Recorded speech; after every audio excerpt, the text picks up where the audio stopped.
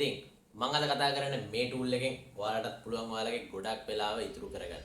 ඉතින් ඒ වෙලාව ඉතුරු කරන වැඩෙන් මම මොකද්ද ඔයාලට කියන්න හදන්නේ? මම ඔයාලට කිව්ව නේද මේකෙන් වෙලාව ඉතුරු කරගන්න පුළුවන් කියලා.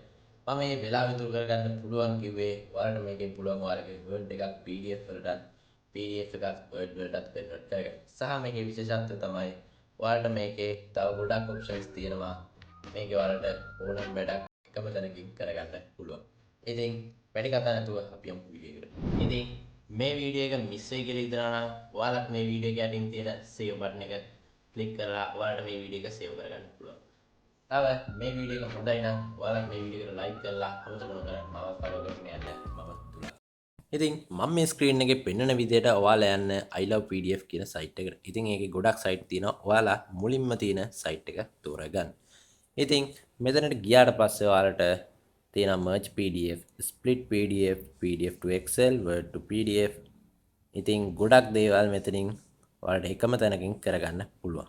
ඉතින් මම ඔයාලට එක උදාහරණයක් පෙන්නන්නම් PDF to Word කියන එකට ගිහිල්ලා. ඉතින් මං ගාව දැනට PDF ෆයිල් එකක් නැහැ ඔයාලට පෙන්නන්න. හැබැයි මෙතන ඔයාලට විනාඩි 5ක්වත් යන්නේ නැහැ ඔයාලට මේක වැඩේ කරගන්න. ඉතින් මෙතන තියෙන ඔයාලගේ PDF ෆයිල් එක මෙතන සිලෙක්ට් කරගන්න. සහ ඔයාලට Word to PDF ඔප්ෂන් එකත් මෙතන දීලා තියෙනවා.